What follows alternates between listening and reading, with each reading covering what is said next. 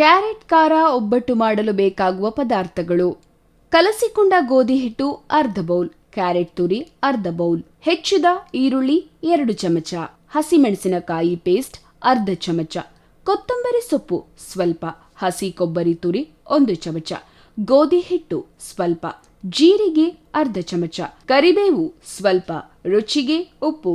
Carrot ಖಾರ ಒಬ್ಬಟ್ಟು ಮಾಡುವ ವಿಧಾನ: ಮೊದಲಿಗೆ ಸ್ಟವ್ ಹಚ್ಚಿಕೊಂಡು ಅದರ ಮೇಲೆ ಒಂದು ಬಾಣಲೆಯನ್ನು ಇಟ್ಟು ಅದಕ್ಕೆ ಸ್ವಲ್ಪ ಎಣ್ಣೆ ಹಾಕಿ, ಎಣ್ಣೆ ಕಾದ ನಂತರ ಜೀರಿಗೆ, ಕರಿಬೇವು, ಈರುಳ್ಳಿ ಹಾಕಿ ಹುರಿಯಿರಿ.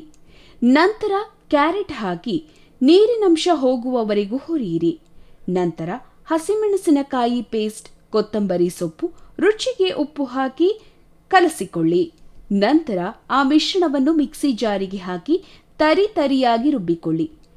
ನಂತರ ಗೋಧಿ ಹಿಟ್ಟಿನಿಂದ ಚಪಾತಿ ಆಕಾರಕ್ಕೆ ಲಟ್ಟಿಸಿ ಅದರಲ್ಲಿ ಆ ಮಿಶ್ರಣವನ್ನು ಇಟ್ಟು ಲಟ್ಟಿಸಿ ಕಾದ ಹಂಚಿನ ಮೇಲೆ 2 ಕಡೆ ಬೇಯಿಸಿದರೆ ರುಚಿಯಾದ ಕ್ಯಾರೆಟ್ ಖಾರ ಒಬ್ಬಟ್ಟು ಸವಿಯಲು ಸಿದ್ಧ.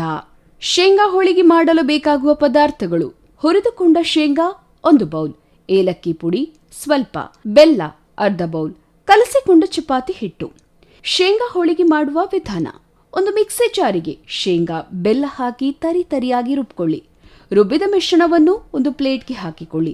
ನಂತರ ಅದಕ್ಕೆ ಸ್ವಲ್ಪ ನೀರು ಹಾಕಿ ಕಲಸಿಕೊಂಡು ಹೂರಣವನ್ನು ತಯಾರಿಸಿಕೊಳ್ಳಿ. ನಂತರ ಗೋಧಿ ಹಿಟ್ಟಿನಲ್ಲಿ ಇಟ್ಟು ಚಪಾತಿ ಆಕಾರಕ್ಕೆ ಲಟ್ಟಿಸಿ 2 ಕಡೆ ಚೆನ್ನಾಗಿ ಬೇಯಿಸಿದರೆ ರುಚಿಯಾದ ಶೇಂಗಾ ಹೋಳಿಗೆ ತುಪ್ಪದೊಂದಿಗೆ ಸವಿಯಲು ಸಿದ್ಧ.